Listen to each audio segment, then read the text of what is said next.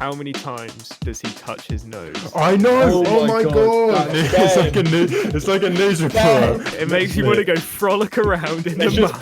It's just pure ecstasy. Proper good itching spot that.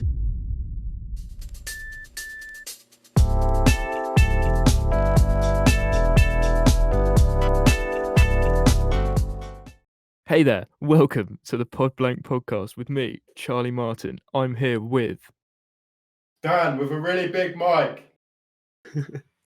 Tom Potter. Finn Miller. Ben Hubert. Sounds like you guys almost forgot who was going to go first. Mate, I there. did not forget for a single second. I'll tell you that. Anyway, we're talking about Dazed and Confused, my personal favourite film by Richard Linklater from 1993. Yeah. Excellent, thank you. I think it's an excellent film, my favourite film of all time. I've seen it upwards of probably 25 times since I first saw it. And that was not, it was, not that long ago. I don't care. Anyway, so what did you guys think of it? On the face of it, what did you think of it? The first thing I noticed was how cool the cars were. Yeah, think it's a very cool film, isn't it? Like all the clothes are pretty sick for most part. Yeah. The whole I think stylish lot back in the day. I think they definitely nailed the 70s vibe, I think, personally. The trims, yeah. though. Some of the trims are questionable. Nah, some of the trims aren't that bad, though. No, do you know what the most depressing thing about watching this film was that I was like, oh, all of these haircuts are so like just weird, and I was like, oh wait, I literally have a haircut like that at the moment. I was like, I could be in Dazed and Confused. Nah, the deadest trim in it is the kid. Mitch. I can't remember. What, Mitch? Yeah. He's a Yeah. kid. Oh, Mitch yeah, has the the long deadest hair. trim in the You know, I film, think it's the I guy agree. that starts the fight with the big old. I'm sort of describing my hair when I talk about him, but the guy that starts the fight punches the other dude. Yeah. Oh, yes, yeah. Adam. what's his name? Goldberg. Ryan Reynolds. No, Adam Oh, Goldberg is that. Yeah. I only know him as Eddie from Friends because he was in Friends for a couple episodes. In my head, that makes him more famous than in being in Dazed and Confused. I was surprised when John Lennon turned up in the film. What is that? The blonde guy? But I thought he was dead. Yeah. Well, I was getting some Nancy vibes from a few of the From Matt. characters, That is From what I was Matthew going to McConaughey. say. and also from John No, Lennon. John and Lennon also is from actually John genuine Lennon, as 13 years I just want to ask, He kisses a 14-year-old. how old? Yeah, wait, no. how old are freshmen? 14. 15. But I No, think- 15, I 16. swear aren't that sort of thing happens all Oh, the no. time over 14, there. Anyway. 15. Like, Nah, that's actually mad. So she's 14 and he's 18. they? No, he's like, they're juniors, I think, which means they're going into year 11. yeah, or year 12. I think it goes Either or, I'm not sure. freshman's like year Those- 10, Wait, then it's sophomore is year 11, then it's juniors year 12, then seniors. Anyway, year 14. it's fucked, is what we're trying to say. Yeah. Okay, Yeah. but it's just it's a product of the times. Really, Um, yeah, it is. It was Nancy times. if we just go through so far as like what was each person's like first impressions on it? Yeah, I think that's a good. At the beginning, or having Like did everyone really like it? Overall, yeah, I did really vibe with it and enjoyed it. Yeah, I agree. I did like it. Yeah, no, I overall did really like it. I found it interesting in that it didn't feel like there was a massive storyline. It is just, I hate overusing the word vibe, but the whole thing is sort of just a sort of chilled out, everyone having a good time. Yeah, And that's that's not, literally It's what- literally just like it's just the day from start to finish. yeah, Yeah, that's It's- literally it's- what Linklater is all about, though. Like the Yeah. Before trilogy, which I mentioned in the previous episode, like that's kind of the same thing. Yeah, Boyhood as well. Like no act structure, literally just I mean, technically, time as it passes. technically, I think he's always got like hidden structures to like all his films, but like it's so Yeah, they do feel you do feel it coming, like you feel it winding down like towards the end. Yeah, you know definitely. that you can feel Yeah. when the film is over. Mm. You're never just like, wait, that was it. yeah. Like no. Because I think all his Yeah. films feel really like natural, don't they? But it's Yeah. because they plan it and rehearse it to ridiculous extents, most of his films. Well, I know that from the Before trilogy. Like, it was like months of rehearsals and stuff like that. I think it feels like as a viewer, you're like a fly on the wall on that day. Yeah. But you get to fly around and see all the best stuff that happens on that day. Yeah, it's very Yeah, slice of life, isn't it? Sort of thing. Like, you're just there chilling with them. I read a thing, like, because after I watched it, I just was doing a bit of research on it, and apparently it's Tarantino's like top 15 films ever. Yeah. And he said it was like he said that he watched it when he was at his loneliest point at his life, and then he didn't feel lonely anymore because he was with his friends. Is what it was like. Yeah. Because he That's connected literally what with the the film characters feels like. so much. Yeah, The film I'm is not just literally just like surprised. hanging out with your boys. which I found I'm not very surprised. interesting. I'm not surprised Tarantino like that because it feels like the first like 4 films in Tarantino's filmography. Yeah. Like visually, Yeah. it's like probably inspired that. Going back to what Dan said about it being, a bit of everyone's day, a slice of life, I think someone said. Yeah, I also really like that because there's been, I couldn't think of a film as an example, but there's definitely been times when I've been watching something and it shows a few different storylines, and I always enjoy one of them way more than another. And then when, pardon me, and then when Bloody hell! right, you can cut that out. It's like 2 seconds. Can I? Yes, sir. Exactly, yeah. And I don't know if I quite finished the point or not, but yeah, that's basically the gist of it. And I spend a lot of the film wishing that I was watching another part where I was following someone else's story. Whereas with this, because it's all so even, Andy did a really good job of making everyone interesting. I enjoyed it the whole way through. So Yeah, like everyone is interesting without him needing to tell you anything about anyone. Yeah. Yeah. How weird! Like, how weird is that? Yeah, I know. Like, It's all natural enough, and they all they subtly include details in that clue you up on who you're looking at. But like, it will never tell you this is this person. This is what you should think of them. Yeah. Except Yeah. slightly with O'Banion a little bit. The Ben Affleck's Affleck. character, but like that's because he's just a dick in the story, really. Yeah. I think structurally why it works so well. Sorry. I think structurally why it works so well. And I feel like because the whole time I was watching, I was like, how is there only 10 minutes left? It feels like I started like 10 minutes ago. Because it's got such like a momentous pace to the whole script and everything. It's because like I feel like the whole narrative is like we followed the main character, like I think he's called Pink or something like that. Yeah. Random. And because he's like a drifter between friend groups, we mostly follow like where he drifts. I feel like as a result, like the narrative just drifts with that. Like you're never stuck with one group. You just move around kind of fluidly like he does. Yeah. And I feel like that gives it a real like momentum. that's very Keeps you engaged. And like you can also find the same thing with Mitch equally. It's like there's 2 points of entry for you to like identify yourself with, or like 3 maybe if you count what's her face, the girl one that's at Mitch's age who joins the, after she gets hazed, she goes to the party with no, like Louisa. No, something. It begins with Rebecca or something. No, it definitely begins with Wait, Sabrina. Sabrina. I think it might be Sabrina actually. Yeah. Yeah. I could look. So like there are like different people that you see interweave with them that you get more of like to see of. So like I don't want to catch a case, but Sabrina is 14. Oh, so you think Trevor was in the right then? Tony I can see where he's coming from. Can we Can we Tony's pause? coming from? Because I feel like Linklater, he's very neutral in his like portrayal of this noncery. Okay.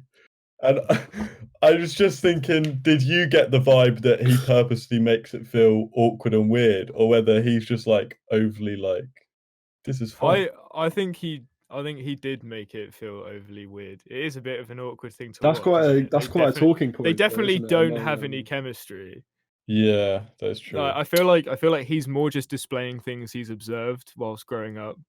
Like, that, I like, think that's the problem Yeah, that a that lot just of people they just do exist. have with the film, that Yeah. they say it's like toxic masculinity and stuff like that. Is what I've seen, like a few reviews on Letterboxd where people just don't rate it because they're like, It's just dumb. yeah, man. and I'm like, But like the thing is, like you can say that the film contains toxic masculinity, but it's just displaying toxic yeah, masculinity. it's Like, like, isn't that it's what not it's it's about? not Glorifying it's it. not a toxically masculine film. It's Mm. nowhere near that. It just Yeah. has Don't people look who as if are, you really you know, agree. Mm. It's like saying slave films are racist. yeah, exactly. Like 12 Years a Slave isn't racist. It's just displaying what happened. Yeah. Then. Yeah, And that's Yeah, what that's happened in the exactly 70s, isn't it? It's just a recollection of history. yeah. It just puts in a time capsule. Hmm. Good And point. because it's not appropriate today, doesn't mean that you shouldn't be allowed to watch it. Yeah. You know what I mean? Yeah. I think something You that wanna- when I was watching it, that was like, oh, Linklater is just such a master at doing this. It's basically he's so good at having like saying so much through his characters doing so little. You know what I mean? Like they're little, just like every time I watch one of his films, there's always characters who have little is it mannerisms? Is that the right word? Yeah. Yeah, like nuances. Yeah. And they just have them, and it just adds so much to their characters and makes them feel so much more real, which obviously helps you Yeah. connect to them a lot I more, was I guess. I was gonna drop in my first Dazed and Confused fun fact because I've done extensive research into the production of the film. Let's get a little jingle.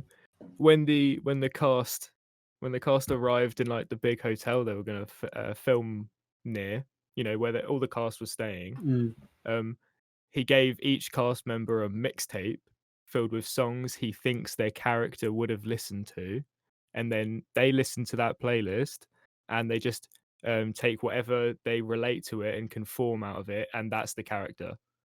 That's He literally didn't form the characters in any way other than what music he thinks they'll listen to.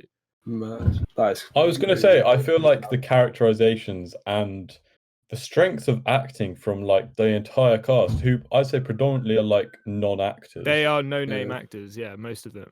Was All ridiculous. of them were pretty much. Yeah. Except for like, the that was- few who are like massive now. But Yeah. like, Yeah, no, like, but everyone at the else- time everyone of else is, shooting like- that, yeah, at the time of yeah, shooting that, none of the like only one of them really. That was like their big break, their first break of Yeah, it actual. was. Matthew TV McConaughey or wasn't in film. anything, was he?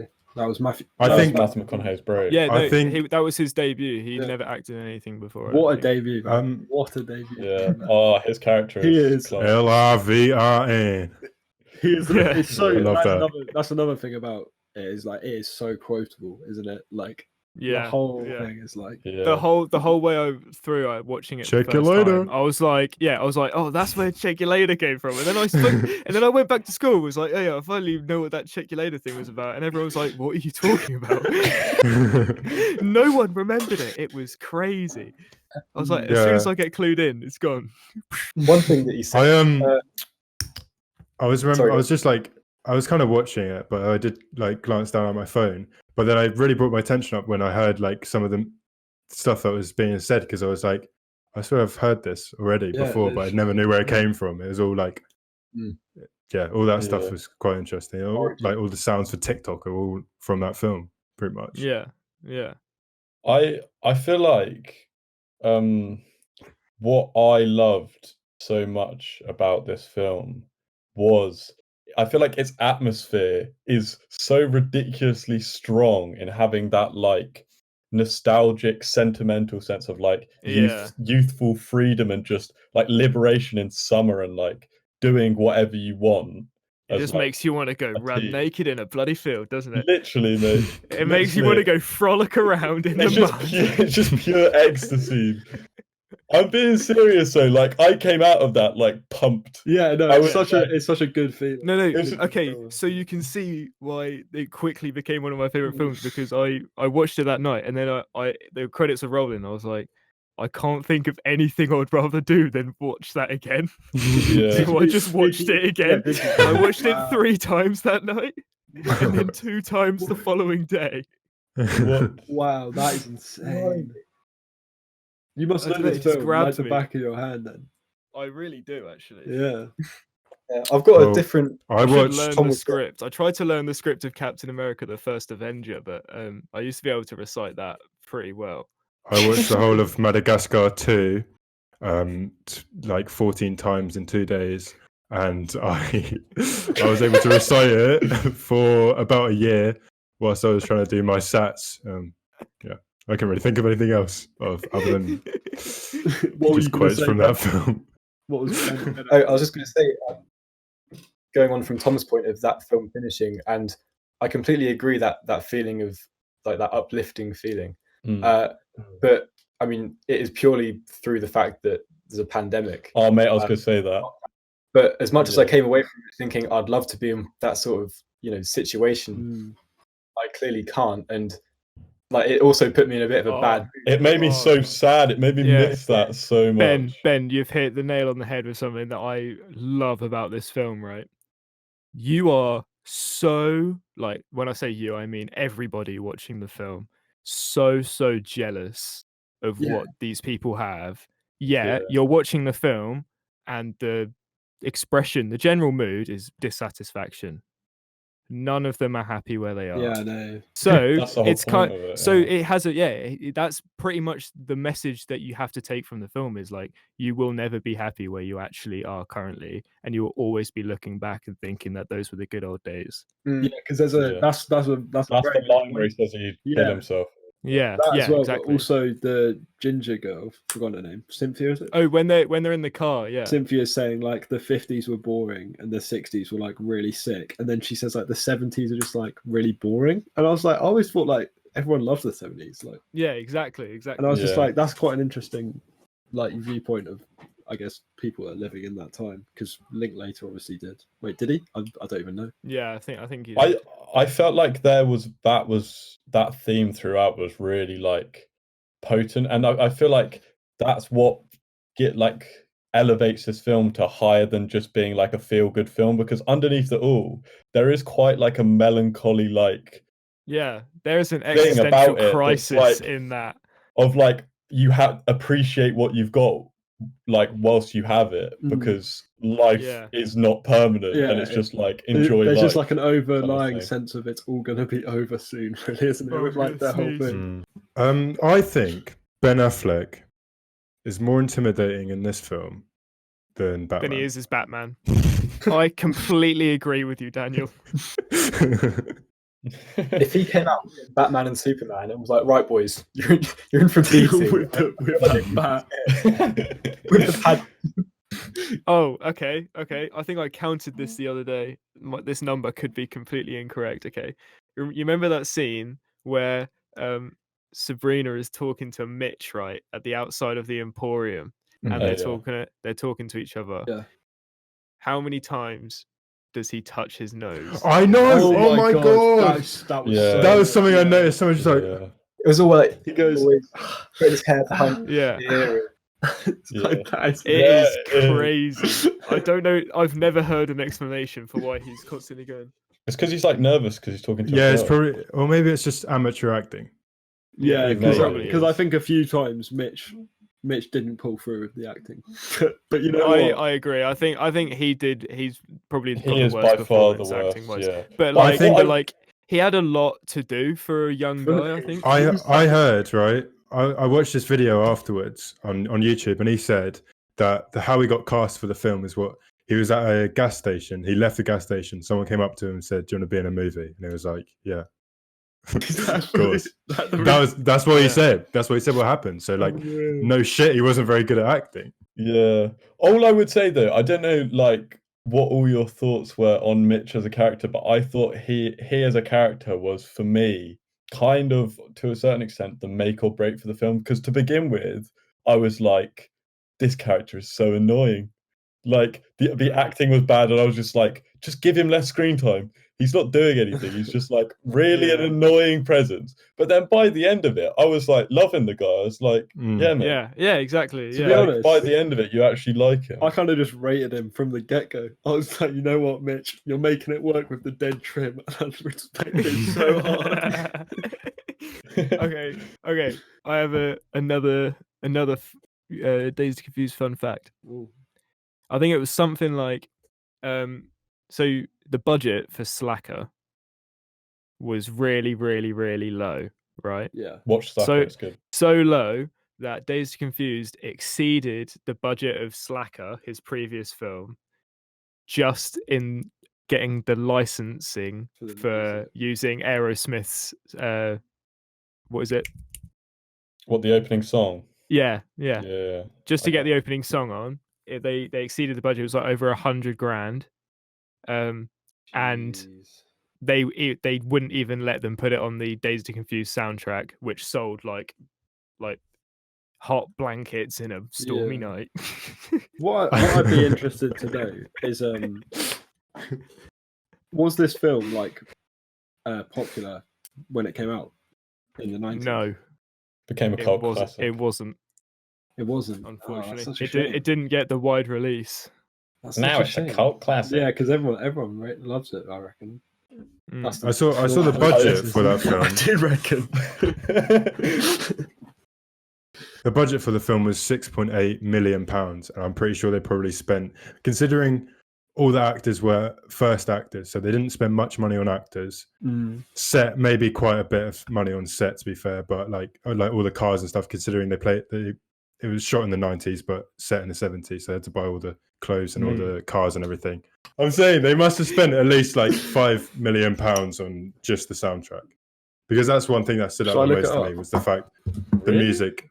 Yeah. Well, I think that's because if they spent £6.8 million and they didn't spend much on actors, and the sets aren't really that extravagant, there's no big It's the explosions sort or of thing anything. that you'd find. But it's well expensive to make it time specific though, because they've got Yeah, to make all the that's- sets be like 20 years. No, I younger. agree with that, but I think that can't be. They're not going to spend £6 million on making sets, are they? So I'm No. thinking they've probably spent more than half A of their lot. money for Yeah. it just on the soundtrack. Yeah, Mm. but what I was trying to say, sorry for butting in, It's but all right. Matthew McConaughey, if they say they made that film today, they'd spend 6.8 mil on Matthew McConaughey, Easily, Mhm. like easily more than that. Yeah. Oh, I found it just said Which is just a huge mad chunk thing. of it was spent towards the music. There you go. Yeah. That's all it says. Yeah, I wouldn't be That's all. surprised Okay. because that's the only thing that really costs that much money, considering they're not spending so much money on. Because you look at what's his name, Tarantino's first few films. They were on like really short budget. It was like £8 million, I think he had to make Reservoir Reservoir. Dogs. Yeah. And like he spent all his money on actual really good actors at that time, because there's a whole it's like the bank heist is in the middle of the film, so you see it at the start and you see what happens at the end, but you don't actually see the bank heist because that would have cost £8 million in itself. So what they decided to do was have the really good actors. I think that's just like a complete opposite way of how Dazed and Confused was done, because they spent all the money on the soundtrack and the actual feel of the film rather than the artistic and acting skills. Yeah. And Reservoir Yeah. Dogs is like all in one location. Yeah, pretty that's what I was much. going to say. I Exactly. think that is true about having great actors for Reservoir Dogs, because the cast is obviously like way superior in Reservoir Dogs to Dazed and Confused. But then I also like would commend Tarantino for his choice of music, because he's made like iconic moments, and like you instantly recognize songs through his films. Like in Reservoir Dogs, Yeah. the bit when he cuts off his ear, like everyone Yeah. knows what song that is too, don't they? Like it's like Yeah. What song is it, Finn? What song is it? Go What's it Yeah, called? I yeah. got the feeling that something ain't right. Stuck in the middle of you. That's what it's called. Stuck in the middle with you. She had to sing it, you know. It is interesting how there's such vast differences in where budgets go in films, and just the difference in film budgets in general when you compare it to how good some films can be. Like, money doesn't necessarily have anything to do with the quality of a It's film. just As long talent, as- isn't it? It's just Yeah, talent. exactly. It's the And films usually spend, I can't remember the specifics, but they usually like spend an extra third of their budget or something like that just on marketing. Yeah. okay. So Mhm. say it's like 100 mil, they then spend like 30 mil or whatever. That's what Just Blumhouse on does, I marketing. think. Okay. Yeah. The if we- Tenet marketing must have been so mad, Because didn't that film cost like 200 mil or something? Yeah. And I saw it everywhere in the market. Yeah, do you remember? It was just like everywhere. Did it even make it back? I'm not sure. It must have doubt done. it. It must. I reckon it would have done I don't opening know. weekend just because it's Chris Nolan. Nah, because of Lockdown, COVID, yeah, I lockdown, mean. Like, yeah. everyone Yeah. must have. Oh yeah, I Yeah, forgot but that was about that was the only Never film that was released this year, wasn't it? Yeah. See, on a budget make of 200 mil, it only made 360 mil. Which is not saying only, but like Doubled his money, mate, pretty much. Inception made like 900 mil. 700 mil Yeah. Inception made. The Dark Knight, the last two in the Dark Knight trilogy, both made over $1 billion. So, Wow. Jesus, it's crazy how much money there is in film, yeah, it's in mad. movies. So in terms of Go. market, Because if say we had £6 million for a film, I had no idea what to do with it. What the fuck would you do with it? Rent out nice Yeah. cameras, nice lighting, studios. Get What is that- really nice DSLR. Could finally buy the Adobe Suite. and buckets of fake blood. saying about a third of the money goes to marketing. If we spend on a film, say, I don't know, £8 on a fake blood, we then put £2 into marketing, sorted. What do you reckon our biggest budget film has been? Like 30 quid. What's one and what? How much? No, probably more than that. What had to be bought? The sunglasses were for Bella's role. They were £12. Are you actually working That's this out? steep. Bro? That's steep. It is for a pair of sunglasses that inevitably I wear when I'm driving to work sometimes because the lighting's cool. Apart from that, That is incredible. Glad to hear you're focusing on the road. well, I can't exactly wear them out. So. Fair enough. Why not? Well, just from I think you guys seeing a picture of me wearing them. It's cool. Mate, I've you got- look good. No, I actually do think I've got the same glasses. I don't Yeah, think the ones it's that blue cool. better. Anyway, I was thinking of having a returning segment each week. Oh, we yeah? did actually do this segment last week. Oh, is this film news? No, it's what was your favourite shot from the film? Oh, that is a great idea. Oh, What's the shot? Yeah, what's Dun, it? dun, It's, dun, dun. it's time for what's the beat. I think I know which ones. yeah. If you've got one, then I think I've kind of got two, but like one of them is definitely like one of the more iconic ones, and it's just when it's the four of them standing outside the. With the colour. Mhm. Yeah, it's just that's Yeah, just the great. Emporium. That's just great. Yeah. That's great stuff. My favorite one is when they're in the back of the pickup truck having a beer, and it's like sun setting. You know, yeah, Mm. Yeah. I do love that. where Trucks. O'Banion comes over and goes, "Yeah, you hear I got a shotgun pulled on my ass? Swear to Yeah. God, man!" Like, My other one, I'd say, it's such like an irrelevant bit that happens, but it's like right at the end. You know when Pink is talking to the coach, and he like pulls up in Yeah. his 4x4. Just the shot Yeah. of the coach, the way that is all lit and framed I enjoyed that because it reminded me of Taste of Cherry because there's so many shots like that, and I love Taste of Cherry, and I was like, that's good. I appreciate that. I really Sorry. liked the one. It's actually what I found to be the most emotional moment of the film, and it's the only thing I'd properly seen of Dazed and Confused before because Charlie has shown me it. But within Yeah, the this context is- of this, this is Of the the one scene. that we literally copied in The Roads We Follow. Is yeah, this the one? I feel like in a minute we should talk about Roads We Follow because we actually use that as an inspiration. But it's I yeah, managed this to scene- I managed to jam as much Dazed and Confused into a short film that we made as I could. Just stick it in there.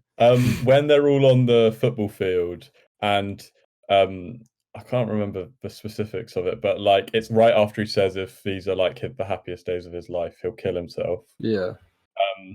And then he like goes off and he's by himself and someone is like talking in the background about like love in life or whatever. And then it's just like the camera like Yes. tracks round him as he's like looking off into the distance, stood on the There's a lot of Yeah. emotion field. in that shot. Yeah, it's so like powerful. I thought it was the most emotional moment of the film. And like it's not even like it's that far fetched from reality, like having like a dramatic moment like that, because we all know, like, you know, when you're drinking with your mates or something, and you like you need to go for a wee, so you take a couple steps away, and then suddenly you're having this like existential thought whilst you hear all your friends in the background. Like as soon as you exit the conversation, it's like those moments hit different. They hit different, man. What I thought once I was round Tom, you were round Stan's, and Tom, you were there. Right. I was like, I just left the door open in the toilet. I was like, "Oh, Tom, make sure you keep talking to me whilst I wee, so I don't have an existential crisis whilst I go to the toilet." Just looking off into the distance. Yeah, but I thought that like why that stood out for me at least was because the rest of the film, I feel like every character in the film is like absorbed by the environment they're in, and that's the one moment in the entire film where a character kind of takes a step out and kind of just reflectively like looks at their situation and like is like, oh, I actually just need to appreciate what I've got whilst I got it. And like visually, the way that they just, it's not like he has some internal monologue or anything. It's literally in one shot. It tells you all that. Yeah, that's why I like that. Like you already know all the decisions he's gonna make before he makes them, even though no one said anything.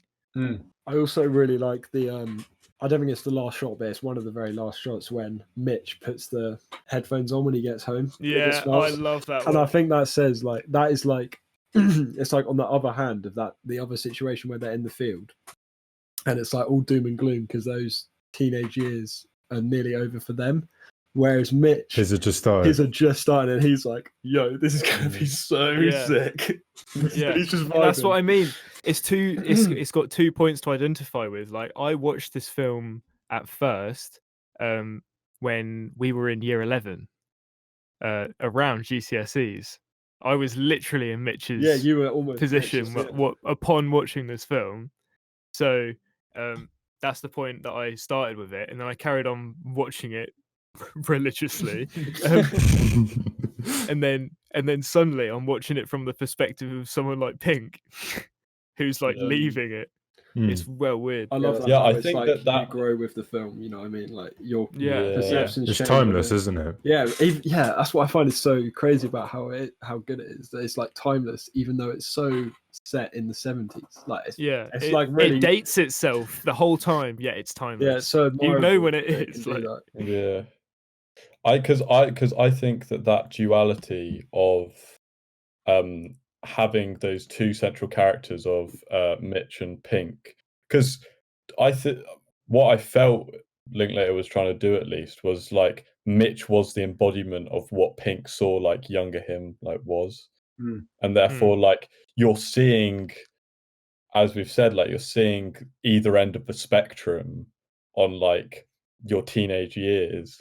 And like there's a nostalgia in it because he's looking back at kind of a younger version of himself whilst he's leaving it. I feel like that was what I thought was it shows in the relationship between the two of them as well. Like he seemed that I can't remember the names, but the older one, he definitely like cares somewhat about the younger guy.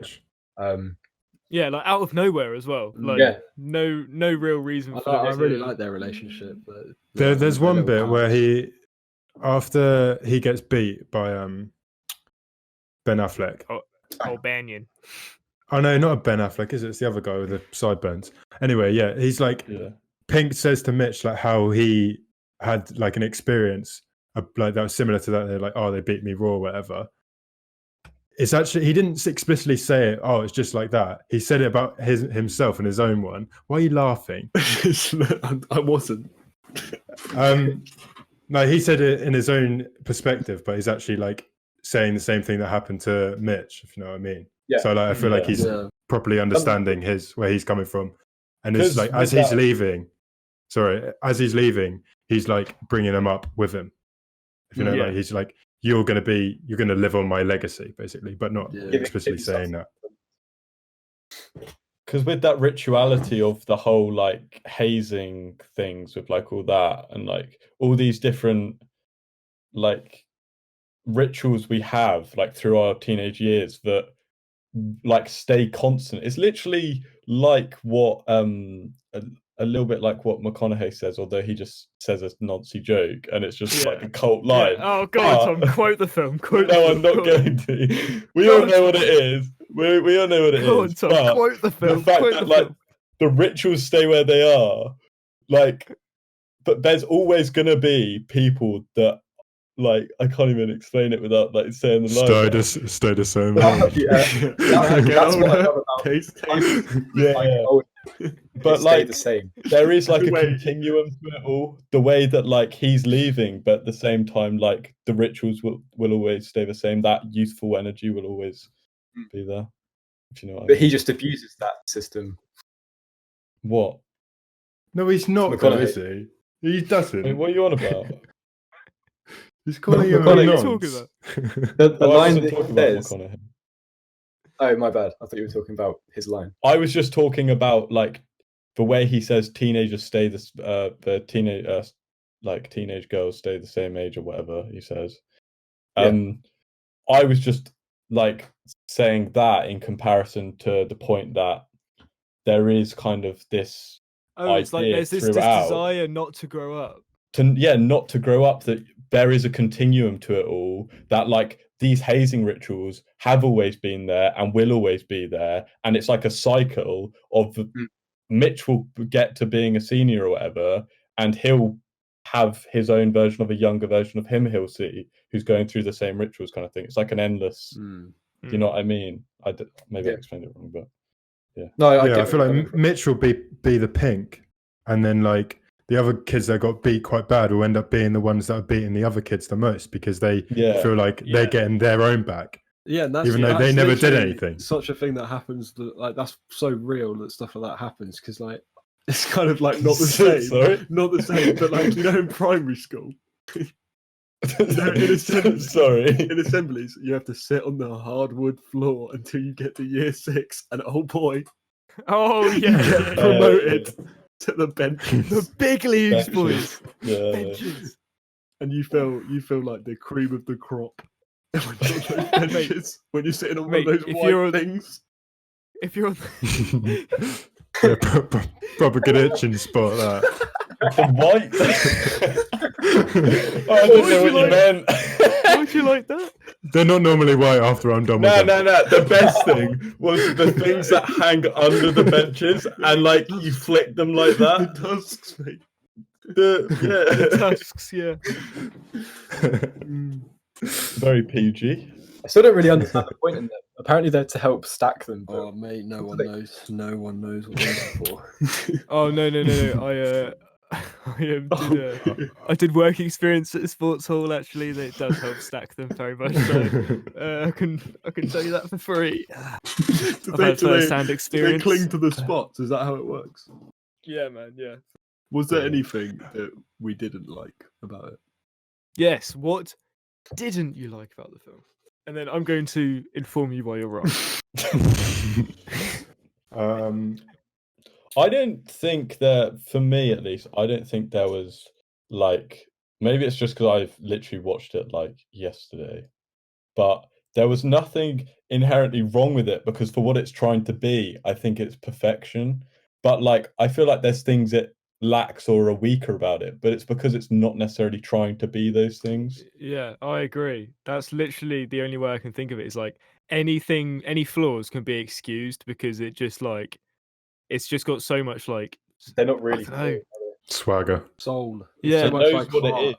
to it. Yeah, it's like such a vision. Do you know what I mean?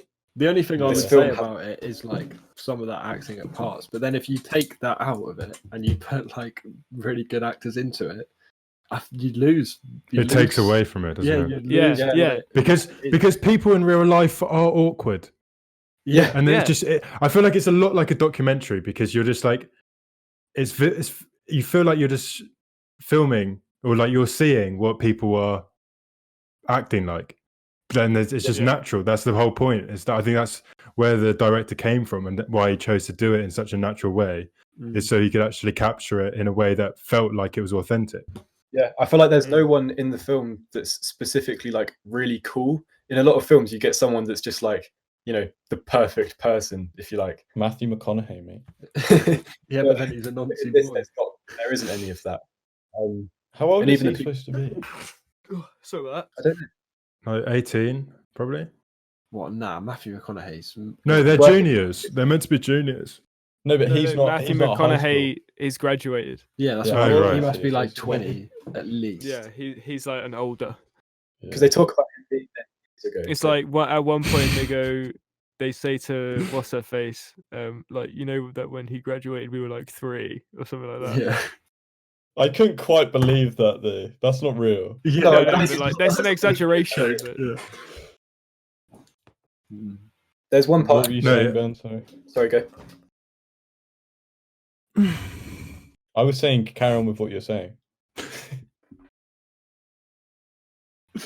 It's like a news. It's like a news reporter. You know when there's like the news section. It's like, and over to our correspondent Ben Huber. He's just like, Ben starts speaking and he's just like, Daniel froze for me, so I thought he was in the process of saying something. My bad. oh, okay. no, go on. So this isn't necessarily a bad thing, and it's probably on purpose. The likelihood is that it's on purpose, but it's possible it isn't. When you know, there's I don't know what you call them. There's like it's like a drive-through cafe, I think is what they are. I initially thought it was It's like fast food. but yeah, like Yeah. a food place. And all of the girls in one of the cars, and the drinks are brought over. And this is like really nitpicky, but the person that brings the drinks over, when she gets there, she looks at the camera, and then as she leaves, she looks at the camera as well as she leaves the frame. I've never noticed. Amateurs. But either way, 2 out of 5. I don't dislike that happens. If anything, it does just make you feel a bit more like it's a documentary, like a less comedic version of The Office, how they look at the camera. Yeah. But yeah, I didn't see it as a bad thing. It's just, I don't know, maybe that was a blooper. I'm not sure. I don't know about you guys, but I found it so funny at some point as well. Like there was parts where I was like laughing out loud. Yeah. Yeah. Yeah, so Like it's actually jokes. It's so funny sometimes. What's your The favorite first time. joke? Oh, It's Come not even, on. it wasn't even like a joke, but the If it's so funny, okay. No, the bit where I laughed the most was like such a irrelevant little moment. It's when I've forgotten the character's name, but he's like mates with Pink and also Ben Affleck. What's that guy's name? I don't know. But he's the like ginger guy. nah, he's got like big eyebrows. That guy. I know where you're going. Oh, Yeah, he he goes- looks like a surfer, bro. He goes into the like a classroom and he's trying to get this girl to come out, and he's like whispering to her, yeah. and the teacher comes over and he like bolts out. Yeah, He's Don, Like, "Yup." it's- I laughed so hard when he did that. I don't know why. No, that's funny. that's Donny. Yeah. Brilliant guy, Donny. Yeah. Love that He guy. is actually What Brilliant. Donny? Fantastic character. Mm. Just eases me every time he's on screen. I'm just It feel was- eased. It was the guy, I've forgotten, like the pothead guy. What's his Slater's guy- son. Everything about him Yeah. is just incredible. Just Yeah. incredible. Yeah. It's Oh, so funny. now I can drop in another Dazed Confused fun fact. Like the guy who plays him, he listened to the mixtape, like I said earlier, and he like went up to Richard Linklater and was like, "I feel like he's the kind of guy to say man after everything." So he says man after everything he says. No way! I did not know that. That's so good. And it was literally the actor's decision to do that. That wasn't in the script. Yeah. Do you also the Matthew McConaughey bit where he goes, "They're all right." That was improvised. Matthew McConaughey just did that. Yeah. That's kind of And mad. to this day, that's very well known, isn't it? Mm. I think it's Super used- iconic. I like the bit when they're about to get searched by police, and then they all walk in through the gate, and then he goes there, and he's just like to the police. Yeah, like, first "Search me, bro." So funny. Yeah, that was so good. That's such a good one. I feel like that's with the characters, because even when there's characters that aren't like necessarily the best acting in the world, I feel like what proves so strong with it is that like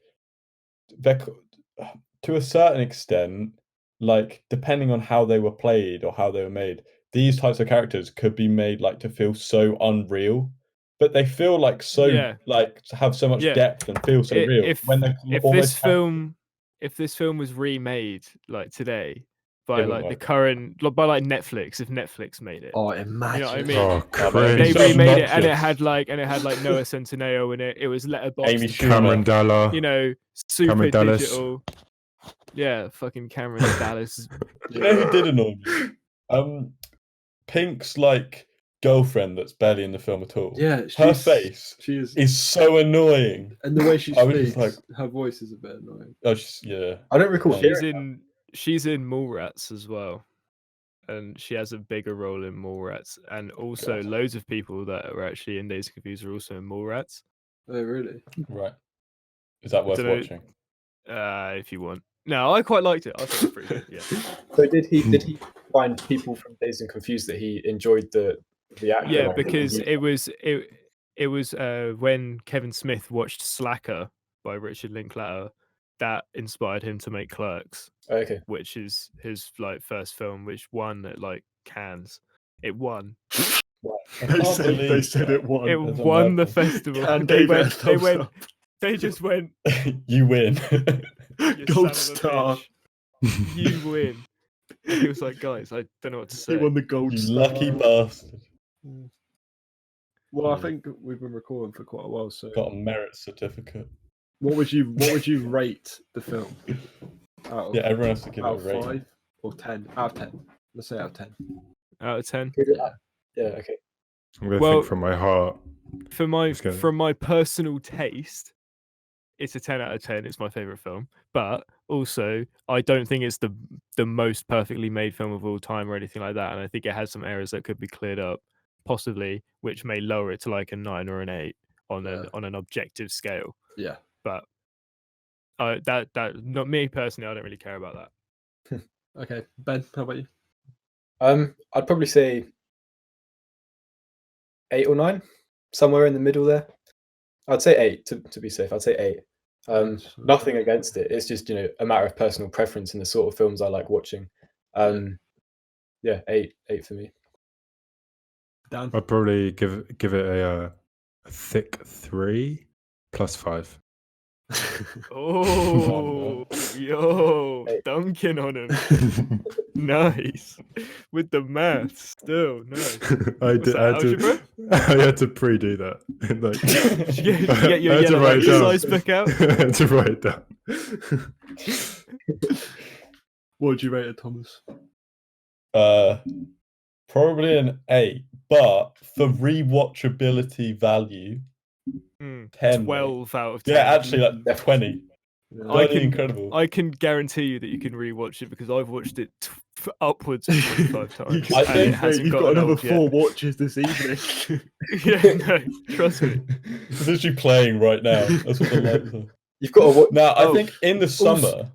Also, if anyone listening really likes Dazed and Confused like I do, make sure you watch Everybody Wants Some, which is the spiritual sequel that Richard Linklater made in like 2017 or something like that. 2016. 2016. Yeah. That's really good. I have that on DVD as well. It's actually really, really really underrated. No one really talks about it at all. I've not heard of that. I didn't even know that. Yeah, existed. no one really talks about any of his other films apart from the Before trilogy, Boyhood. Everyone picks up Boyhood. Oh, who's in it? A lot of pretty non-actors. Yeah, I rate that. I thought you were going to be like Andy Samberg. No, there is that one. There's this one guy in it that's pretty large. Large. Oh, Wyatt Russell, Kurt Russell's son. Oh yeah. Okay. I would rate Dazed and Confused an 8.5, but I reckon I'd be pushed to a 9 on a rewatch. Probably. Yeah, I think Charlie, basically, after watching Dazed and Confused, it's just strengthened in my mind that the Before trilogy is like Dazed and Confused, but like on another level of how good it is. I need to see like the Before honestly, trilogy, dude. I need to see this. I feel like they're different. I'm not seeing it, but I feel like from what you can get an idea about, they're very different. in a way. different stories, yeah, but like you can tell like it's the same like way it's made. You know what I mean? So like, The and it's like a dialogue. different vibe completely.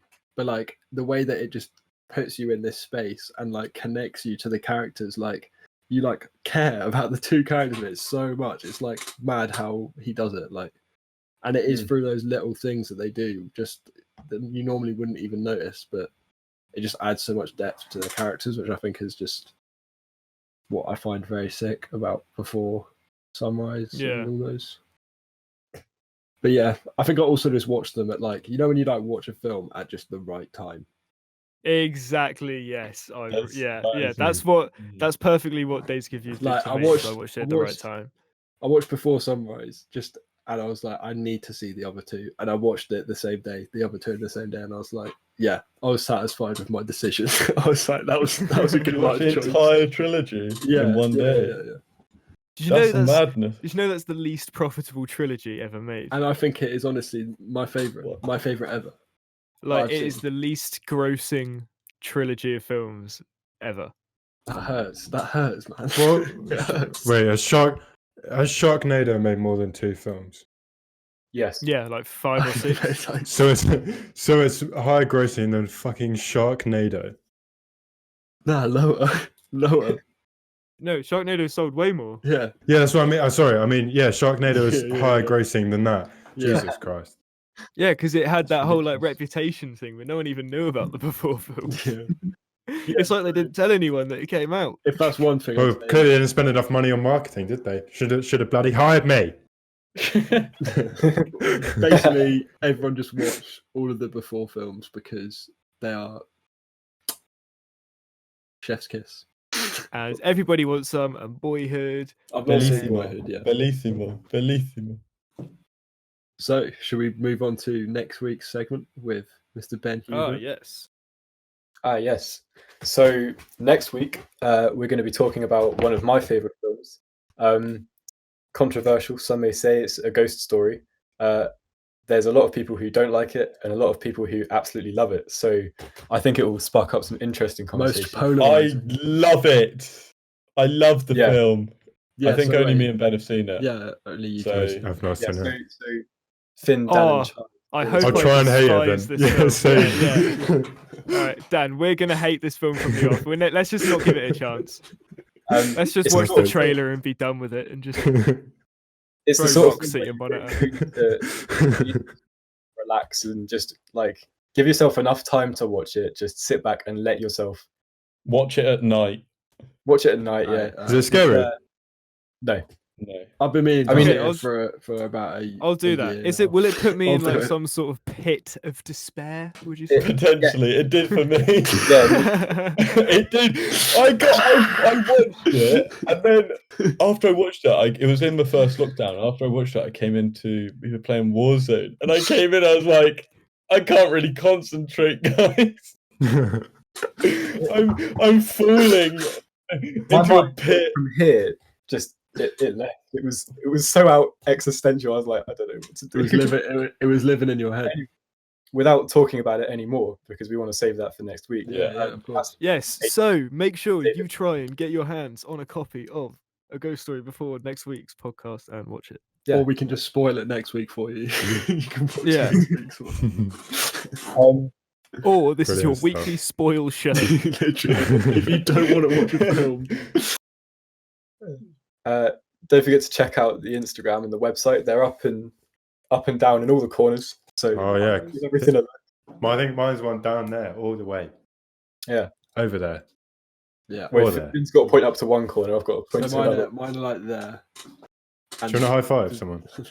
Dan, that's the wrong way. Yeah, Oh, you would- am I? okay. I'm trapped in a box. Let me out! Let me out! Oh god. We wrap. Brilliant stuff. we've been Thank you recording. so much for watching. Thank you so much for watching. This has been the Pod Blank podcast. And now we'll. Hey, hello. Bye bye.